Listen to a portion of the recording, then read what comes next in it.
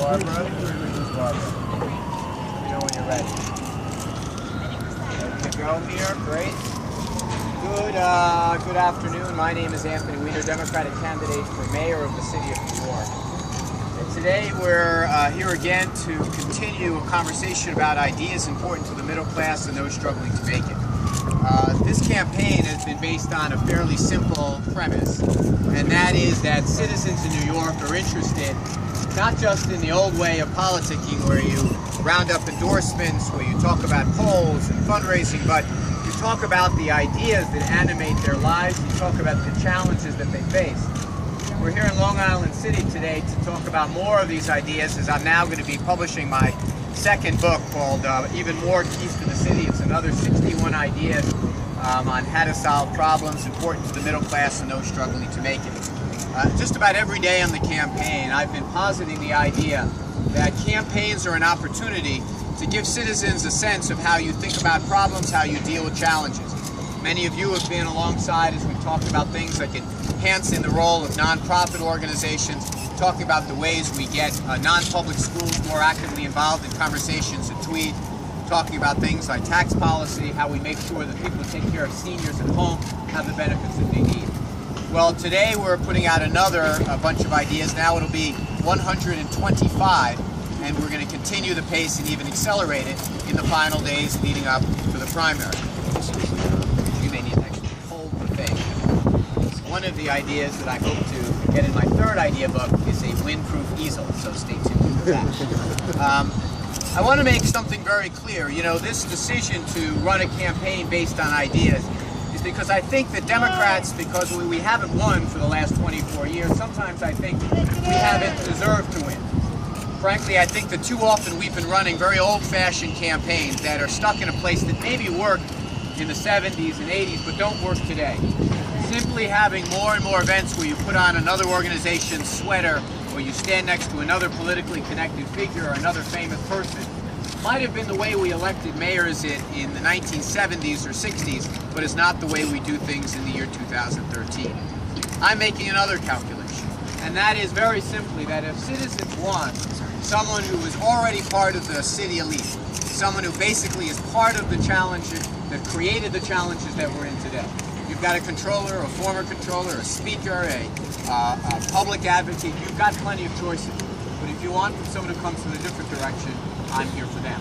So this book is a little bit more about that. I'm going to highlight just a couple of the ideas, and then you're going to see in the days to come, this is going to be the platform from which I talk about more of them. For example, idea number 82, hire former cops for parade and festival barrier duty. We see this all the time. We see that police officers with badges, very often with guns as well, are going out, and rather than patrolling the streets, they're setting out the barriers, the bicycle racks that are being used at parades.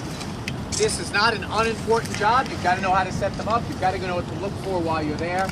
But I think it's something that former cops can do, is we can civilianize the police force and have these cops be out doing other things. Another idea, bring back the barn stands. Perhaps the most dangerous place to be, particularly if you're a senior citizen when you're a pedestrian, is in the crosswalk where you have the walk signal. The reason is turning traffic, coming and going in your path, very often leads pedestrians to let their guard down. The barn stance was something that was done years ago that I might have a modified version of. It basically gives the walk signal for a few extra seconds to pedestrians in both directions, lets them cross in the direction they want, and then releases the vehicular traffic unencumbered by pedestrians. A third idea that we're just highlighting, and just a summary on just a quick menu of some that are in here, is take our vehicles fleet and increase by 30% the fuel efficiency. We have some cars in the Parks Department that are electric. We have some hybrid cars. I don't know what the future will bring, but I think it's reasonable to say let's set a high goal that our vehicle fleet, which is very large, should be increased fuel efficiency 30% in the next 5 years. And finally, grab-and-go hallway food stands in schools. You know, if you've been following this campaign, I talk a great deal about hunger and the fact that it is one challenge that clearly we can solve in the city. One of the challenges that we have is that child hunger is high, and many of the programs that we have to combat it have a stigma attached to them. That's certainly the case with school breakfast and school lunches.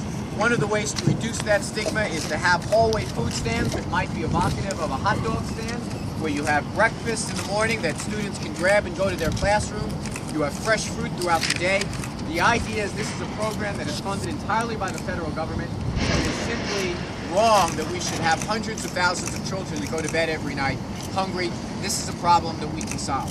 So, keys to the city, or even more keys to the city, that brings our idea tab list to 125. Whether you like these ideas or not, I hope to get a conversation started, and I'll be glad to have a conversation with all of you in the form of any questions you may have. Why did you decide to release these ideas now as opposed to your original book? I had too many of them. I didn't think that you could handle all 25 at once, 125 at once. Frankly, a lot of these I've actually mentioned from time to time. Some of these I've mentioned from time to time, but as they say in some places, I got a million of them. Is there going to be another one to think about later? Maybe. We're going to give you a quiz on this one, and if you do well enough, maybe we'll issue it. Yes, ma'am.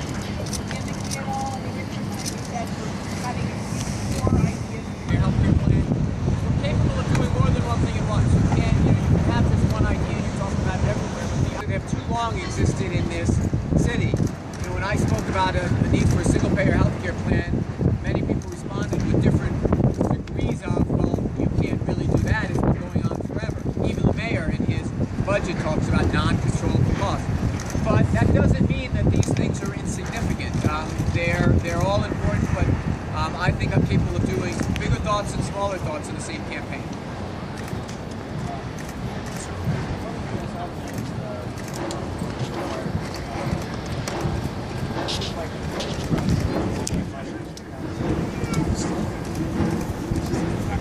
Well, listen, the proposal is to require cops. I say we should start as a pilot work to see how it works.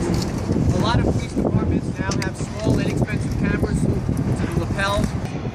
Obviously, we have a lot of officers, and the idea is to try to do anything we can that improves training, protect officers from false accusations, make sure that the confrontations they're having with citizens are documented. That's a good thing. I think the more we document all elements of law enforcement, I think the more transparency we have, and the more informed the conversation we can have. And you ask, well, maybe some people might be resistant to it. Yeah, I am not.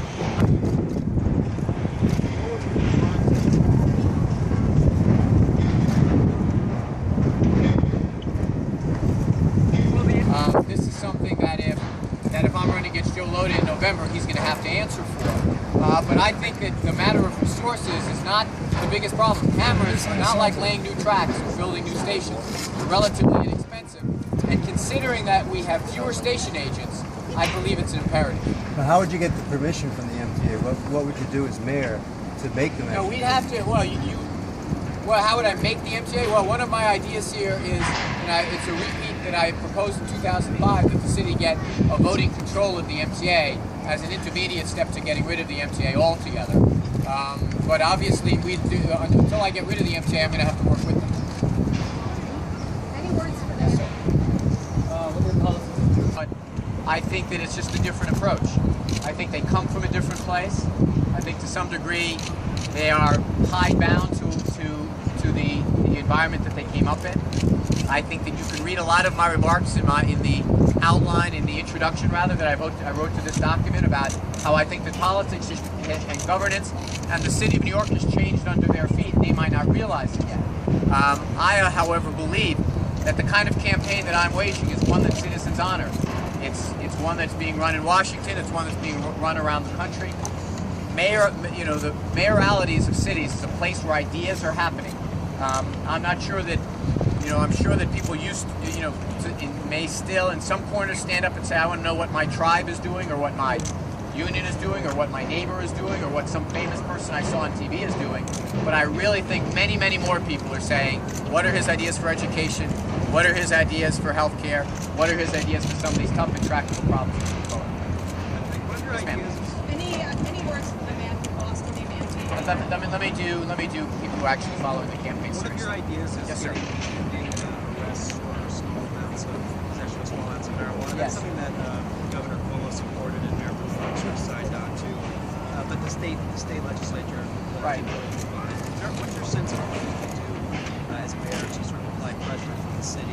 Well, more importantly, I can tell my police officers and my police commissioner that's not a priority for this administration. Let's face it, one of the reasons why so many stops is happening is because officers ask people to go into their pockets and take out what they have. Once that small amount of marijuana is out and being shown, they can be arrested. That's a waste of resources in my view. I think it damages lives. Very rarely do you catch a master criminal that way.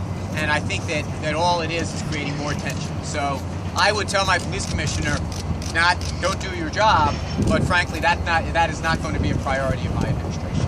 Ms. Leathers, one of the women that you were corresponding with.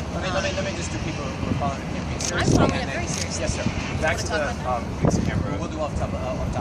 Back to the question of police cameras. Do you think that the footage would be allowable in court to be used to prosecute if that were something that they had to?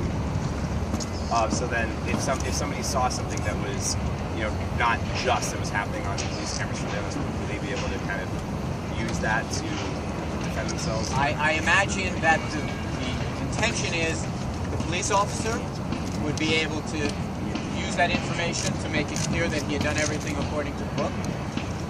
The brass of the police officer could use it for training. Here's something that we observed. Here's how this could have been handled differently.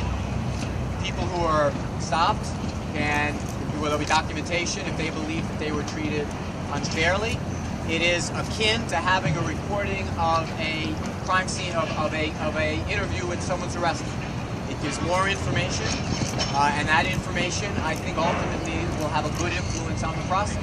I think having more info as far as the legal constitutional precepts of like how it could be used and how legally in a courtroom, I don't know. I'm not a criminal lawyer, but I think the answer is it could be, but I would really check with the lawyer.